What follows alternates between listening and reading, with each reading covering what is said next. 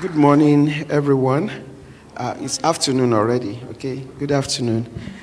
It's a very big privilege to be here, and it's good to also just see how committed to some of our industry leaders that are here to be this involved in church.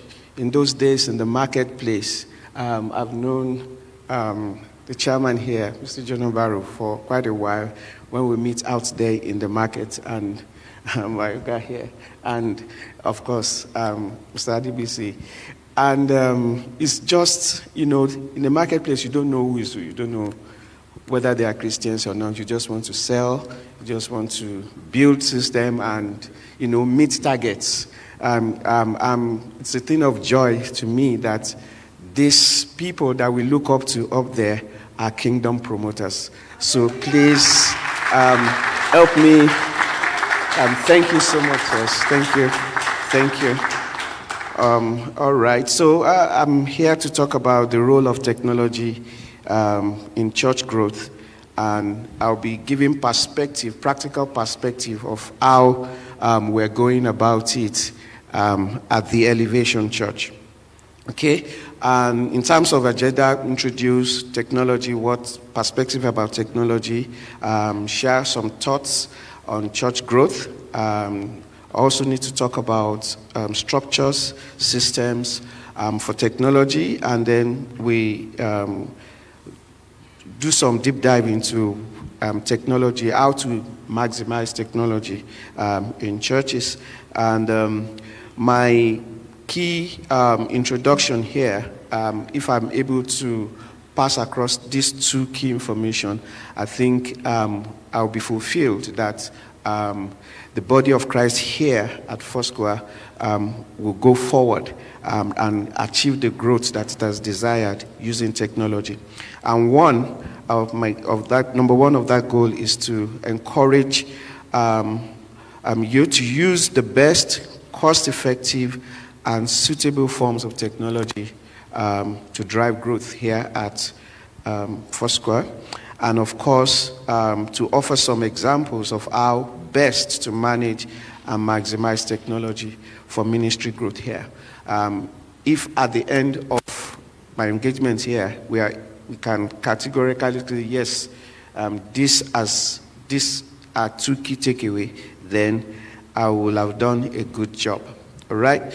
So perspective about technology, and I love the way the two speakers earlier had mentioned it, and I would just like to come from the perspective of people, from the perspective of culture, and how this relates with technology. All right.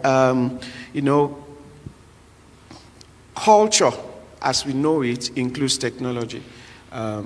And we need to understand that, culture is the totality of socially transmitted behavioral patterns that we see around us. And we can see that in arts, in beliefs, in institutions, and in other products of human work and thought.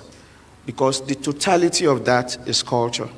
And when we look at it from that perspective, then we'll see that that is why we can't, as the world evolves, we can't do without technology, because it's part of the way that we live.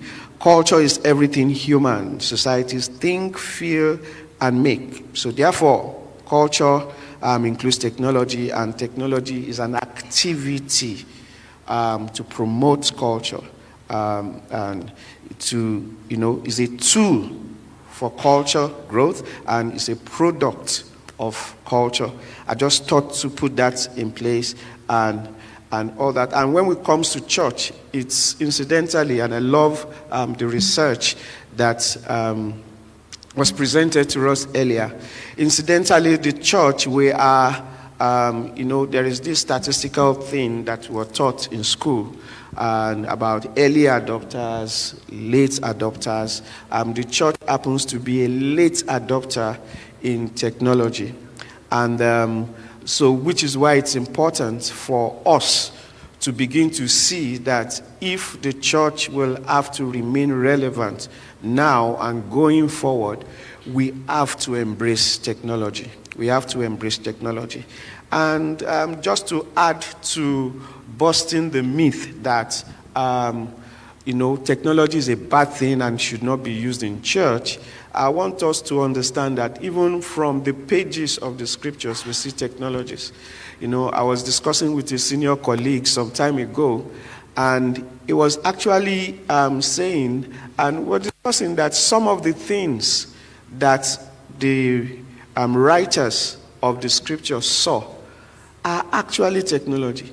But there was no way, there was no knowledge, there was no understanding to describe it. So they just describe it in the best way of what they know at that time. And now we are beginning to see those things evolve. Someone says, I see a winged demon or something like that is flying in the sky and all that. If we really dimension it properly, we discover that that's an airplane. But there was no airplane then. It hasn't been discovered, it hasn't been, and all that. But that's the nearest thing that they could discover. So there are lots of instances like that in the scriptures. The Bible in Exodus talk about the man Bezalel. The Bible says he's spirit-filled, and I was studying the scripture, and it's not just spirit. The S there is capital, talking about the Holy Spirit. He said he's a spirit-filled person, and he's a craftsman.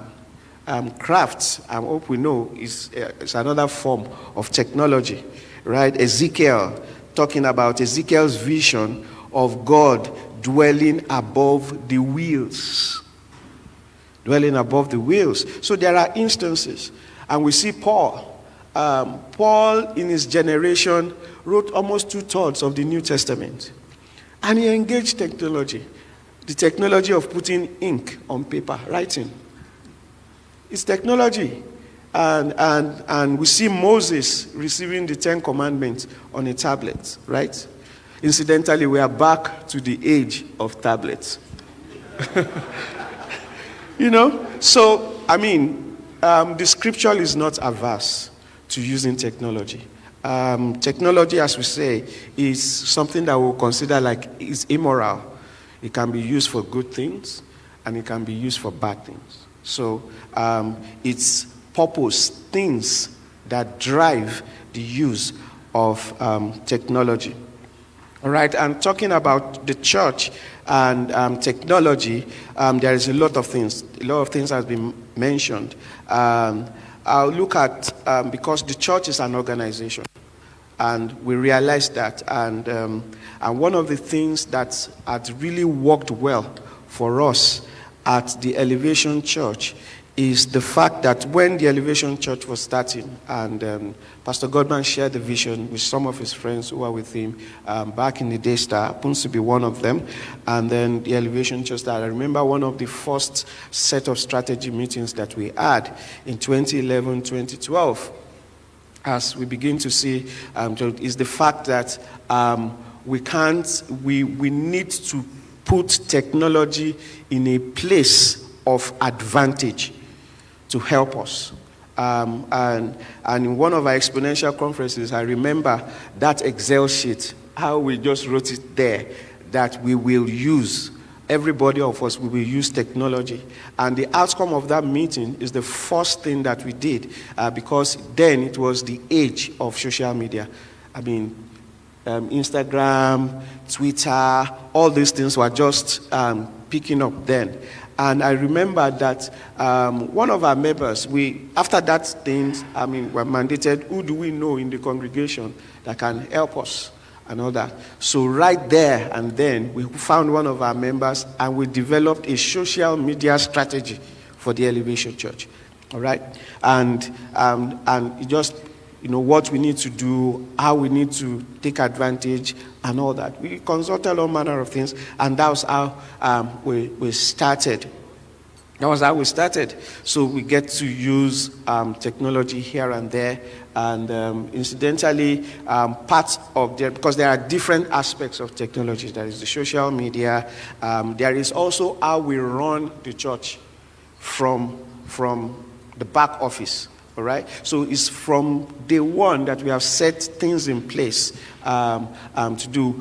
We have Excel templates for hiring. We have Excel templates for accounts to manage inflows and all. And in fact, as early as at that time, we had invested in an accounting software, Sage, if I remember very well, just to ensure that we put things in place and we using technology to encourage some of those processes. And we started as simple as using some of the tools that is available, because we're a young church then. We don't have all the money to be throwing around. So it's Excel. It's as simple as Microsoft Excel were engaged. And a lot of other things. We also started live streaming as well. And incidentally, one of the young men then that took up the challenge that we can put our services online is also here with us in the person of Mr. Stephen Moses. And we've just kept on growing from there.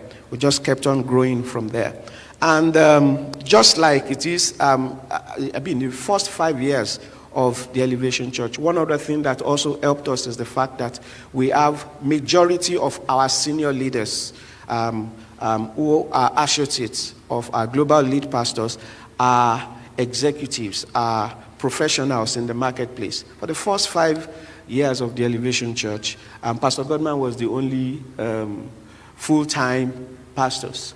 Then every one of us were bivocational. Pastor Tunji Yola, who is an ex-KPM, KMG, and was also working in Standard Chartered Bank. Almost everybody were. So it's perhaps what also helps us is that knowledge of structure and systems of putting in place also helped us. And in some of this, as we grow on and we have some resources in our coffer, we always go back to our strategy document.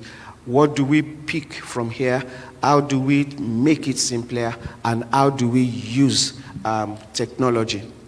And I remembered very well then, I think in 2018, I walked up to our global lead pastor that I think I'm sensing the fact that I need to do ministry full-time now, to leave the corporate world and come into Elevation Church to do full-time. And mentioned, yes, and in one of the discussions, he just remembered, Pastor Bola, you remember your presentation in 2011, 2012, how we use technology to drive.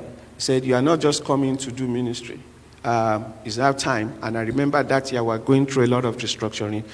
The office of a technology department from the church that I want you to spearhead that and start that. And that was how the journey of intentional use of technology started. So we will keep upgrading our back office.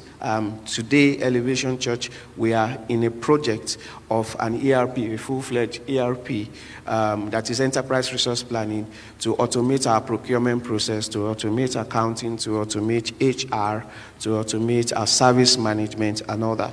Okay, that's what we're doing. And so that 2018 November, which I came on fully, we had a technology department, and we analyzed projects that we'll be embarking on. One of such projects is one of the first few things. We are one of the first people that invested in Zoom. It was pretty expensive, but it helps us to be effective in terms of meetings, getting people to meet. You don't have to there, because some sizable number of our leaders stay on the mainland. while some stay here. And the ones that are here are actually also busy. So getting people physically into a meeting, to meet physically, is a bit of a challenge. You see a lot of people, I can't make it. So we said, why not let's engage? Back in the days, there is WebEx. And then we explored, okay, let's latch it on Zoom. So 2022, we had accounts, we bought into Zoom, and then we do our meetings online. These are simple technologies that we can imbibe. And of course, we started building websites. We started putting proper things in shape. And for us, having a technology department means that what are the areas that we want to automate? So we started employing in that regards. So we have in staff web developers. We have in staff system administrators, and all that. Okay, so those are some of the things that we have put in place. All right. Just to also speak to growth, because we're saying technology to drive growth. Technology is an enabler. It's not an end in itself. It's a means to help something achieve something. We're talking about growth. And here, I would like to first say that what is growth to you? All right? One thing in Elevation Church is that I think Pastor Godman functions best when he has his lieutenants around in the room and throwing up ideas and working up ideas that will go and execute. What is growth? We need to first of all sit down to define what growth is before trying to use technology to address that. Is it a large number of organization, congregation, to just have more people? Is it increased number of well-cultured disciples? Is it seeing the mission of the church lived practically by congregants? All right? And I've intentionally put some of these three things because that is what we at Elevation Church define as growth at the broader level. And it's important to know, there was an unknown quote that I've tried to put in there. It says that church growth for the sake of growth is the ideology of a cancer cell. When we just want to grow, church growth for the sake of growth is an ideology of the cancer cell. So this means that contextually, growth without purpose is dangerous. It's dangerous to church health. Growth without purpose is dangerous to church health. And this is also what is echoed in the popular phrase that when purpose is not known, abuse is inevitable. So technology can be an abuse, can be an anti-climax for a church if proper purpose has not been designed. So church growth is all that is involved in bringing men, women who do not have personal relationship with Jesus Christ. We know that, right?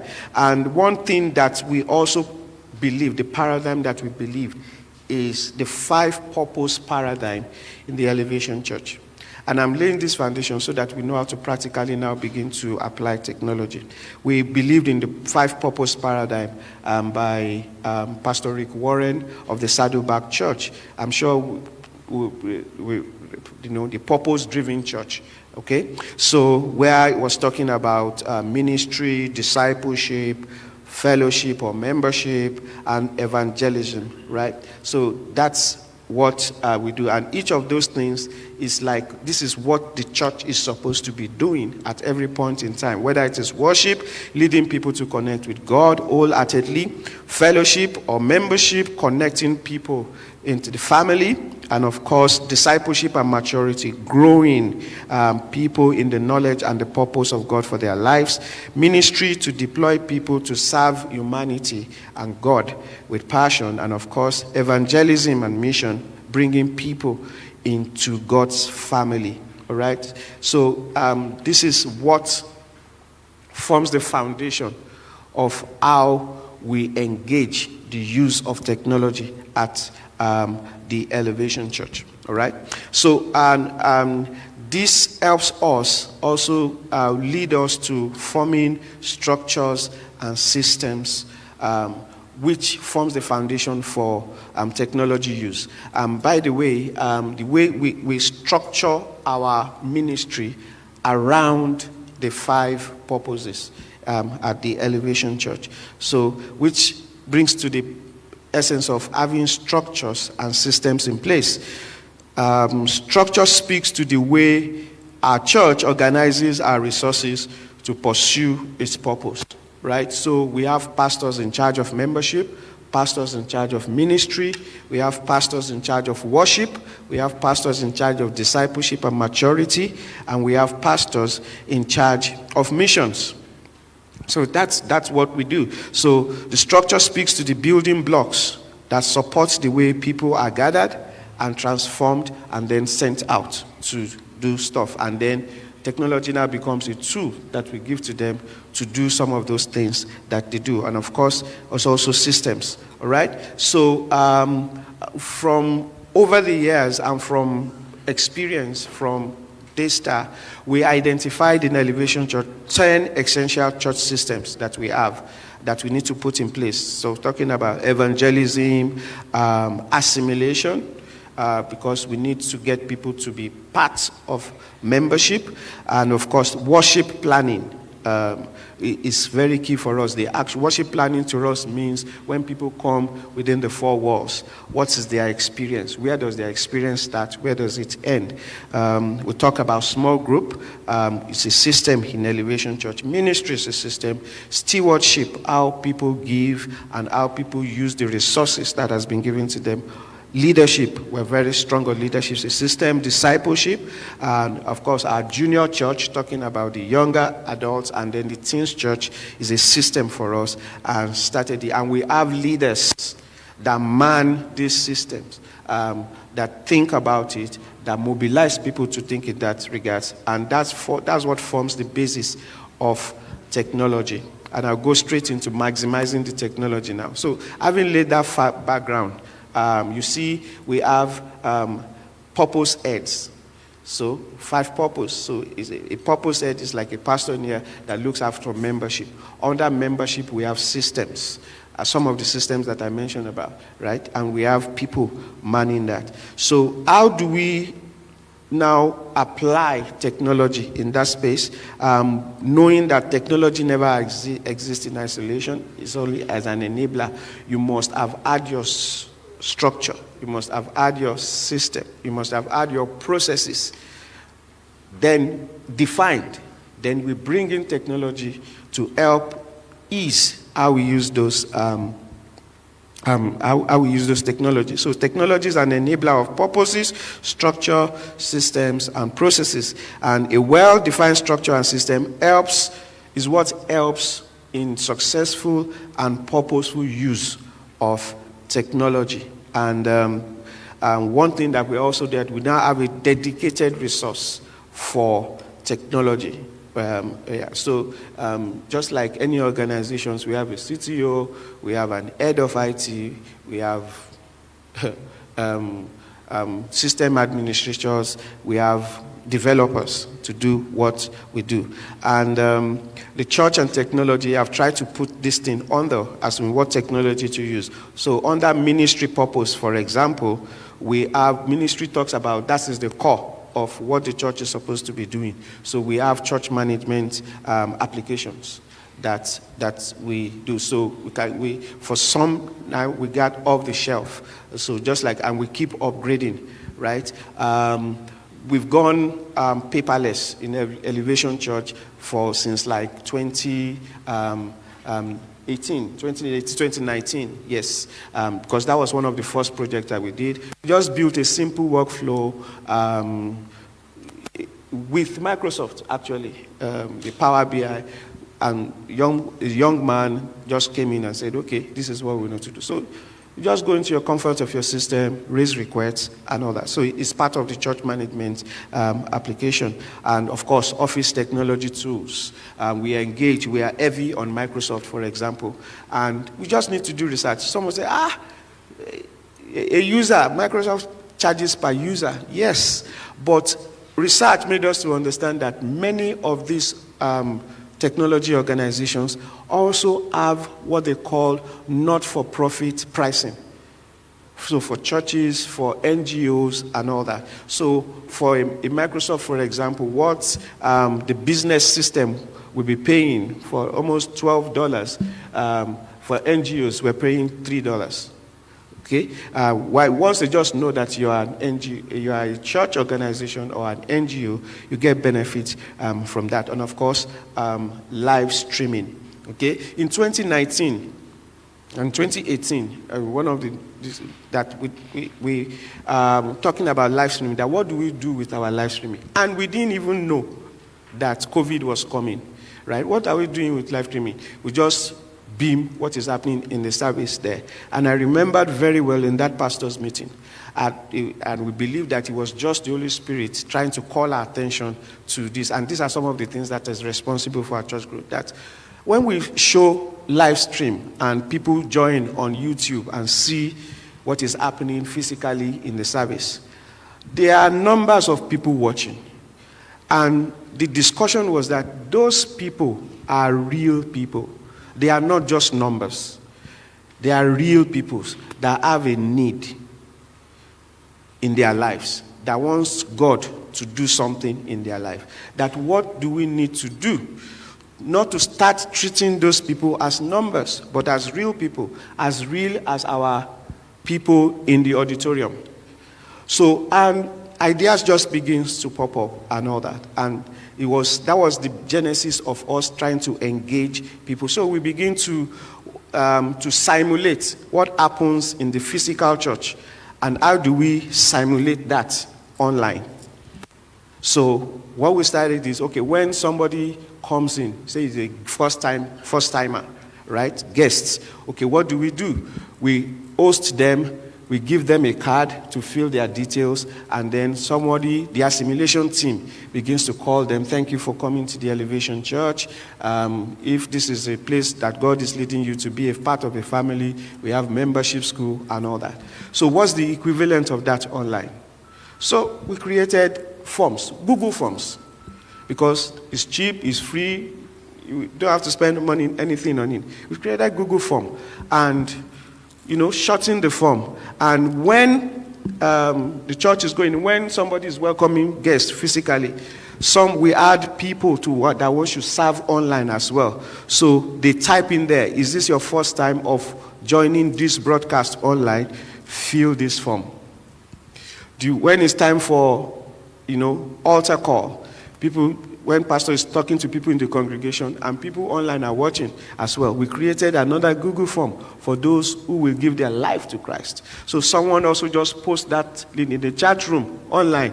Are you giving your life? Are you responding to pastor's call? Please fill this form so that we can help you in your journey. And that was what we created. And so those online becomes part of our numbers. In fact, it becomes part of our reporting, our weekly reporting.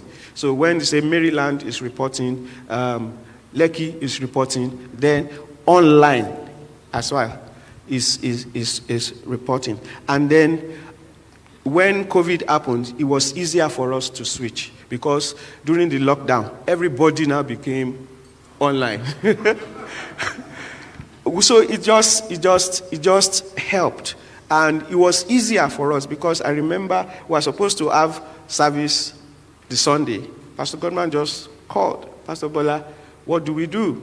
I said, we already have something that we're doing. We just need to amplify it, right? So we bought more Zoom accounts because more meetings still needs to be happening. And then we deployed more people. So all the pastors, their eyes are on people online. A lot of people get in terms. So that's what we do on the ministry side. On the maturity side as well, there is learning management. So before now, what we have started doing before even COVID is the fact that some of our discipleship training classes, membership school, workers training, we've taken it online. So if you can't be available physically, you need to go to the office, but when you get to the office, you still have some time. You can just log in on Zoom. So we started doing membership school online, workers training online via Zoom. and all that. So that's the, and in fact, the maturity team now evolved. If you can have membership school, if you can, then we can have other training arms pushed online. So we have healing school online. We have all these things online via Zoom. So that's how the ministry team, the maturity and discipleship also use. And of course, worship, they used it as well from multimedia side. I'm sure in the breakout, Stephen Moses will talk more about that. But songs that the choir have curated to sing for a month, they put it in a playlist, we share on our social media pages and all that, okay? So those are some of the things. And then all manner of things evolve. As the worship thing are doing that, we have a studio now. We have some events. We're saying that, we can record small thing that doesn't have to be like in the church. That was what gave birth to us investing in studio. So we have, in fact, in our premises now, we have 2 studios. There is one, another bigger one in the Pistis Heights, just to, we can record podcasts, and we're making it open. Anybody you want to record something, just come into the studio and record something. And of course, missions. Of course, social media becomes our own missional tool to pass things across and all that. Digital marketing, we also do that as well. And we have dedicated website for tracts that people can download and use to invite their thing. And all this is inclusive because we have a communication department that has in staff people that generate graphics, people that generate videos, and that we can post online. So that's how missions is being done. And of course, membership and all that. So these are some of the ways that we are using technology. And we're talking about AI.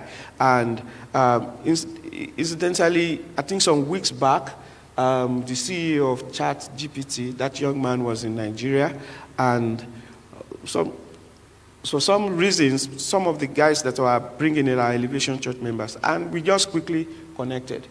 And Pastor Godman was there, I was there, our Director of Global Ministry was there, 4 of us. We just have to be in that room and all that. And we met with guys that are doing AI. As we speak now, we are developing use cases of what we can do. Now, which use case do we use? And the first one that came is discipleship under our maturity purpose. How can we transform our messages into AI-enabled, right? So now we are thinking, so we have more wider reach. We can go for the missions that has always clamoring for going into the interland and all that. We can transform Pastor Godman's message to broken English. AI can do that. You will still be seeing picture of Pastor Godman talking. You just see him talking broken English, and things like that. Yeah, and we're also planning on taking it global. Arab countries where there are it's hard preaching the gospel. We can put it online. Pastor Godman can be preaching, and he will be talking in Arabic.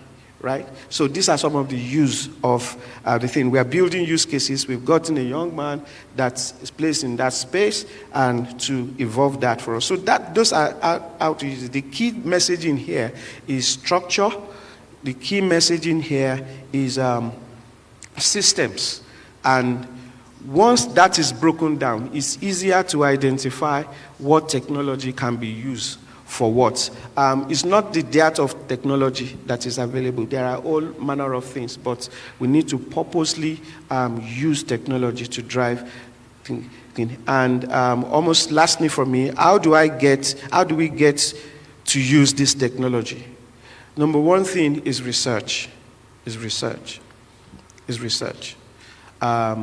Number one, we just need to get to know what works, or what will work in our environment.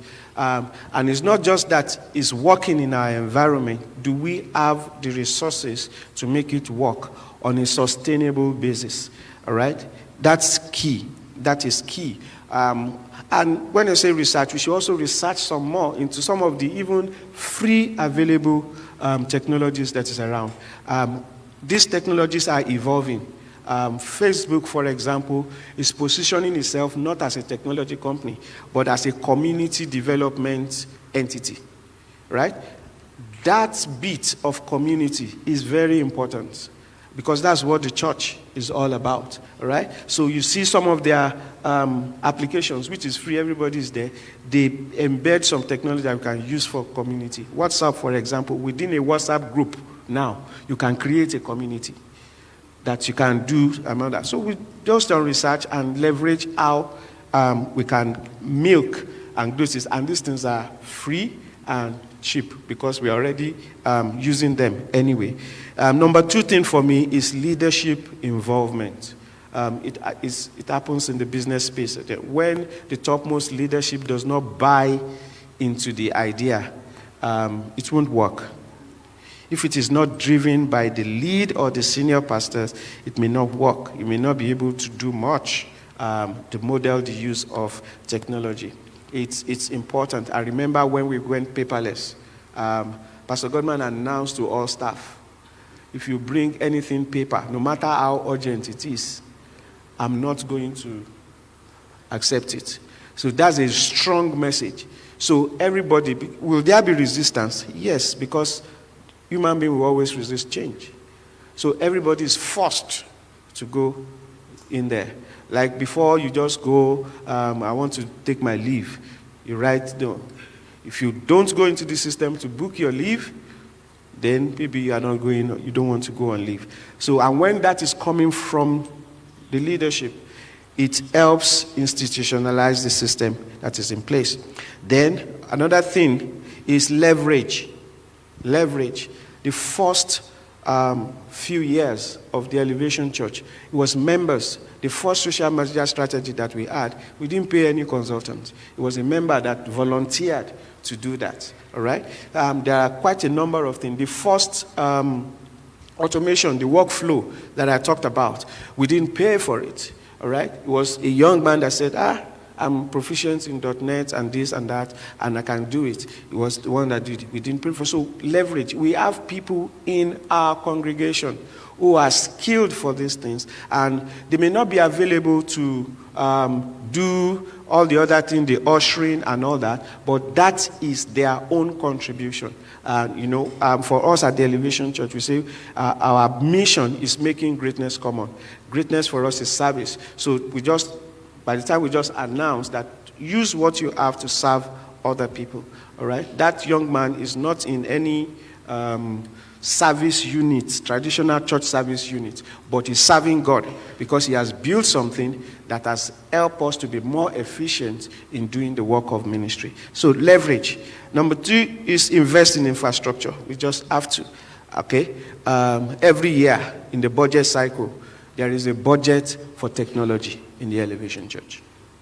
There's a budget for technology. When we were building the Pistis Heights, to the glory of God today in Pistis Heights, we have a tier 2 data center there. We didn't start from having a data center, but now we have a data center. These guys produce almost, on a weekly basis, terabytes of data because they record service, they do cut things and all that. These things require space. We just have to create that, all right? So we need to invest in infrastructure.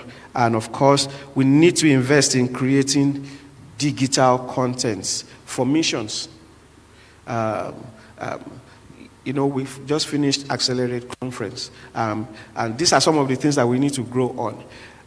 We were surprised when some young man did a cut of a 40 minutes message, and he did it in 10 minutes, All during the message is identify when he's speaking about this subject, when he's speaking about this subject, when he's speaking about this subject. Those are digital content. And I want us to know that content creation is an industry that is growing now and that will yet grow. And for us as church, we need to also put our content there. We need to put our content there. It's not enough to just say, this is bad, this is bad. And the good thing is that we have the numbers. We have the numbers. All we just need to encourage these people to do. But to be able to do that, there are rules. There are templates that we need to abide by. So we need to invest in that. Content brings out the beauty of technology, right? So lastly for me, to maximize using technology is all about engagement. It's all about interaction. And it's all about responsiveness. And I trust God that, growth becomes easier and faster when we deploy technology purposefully. Thank you.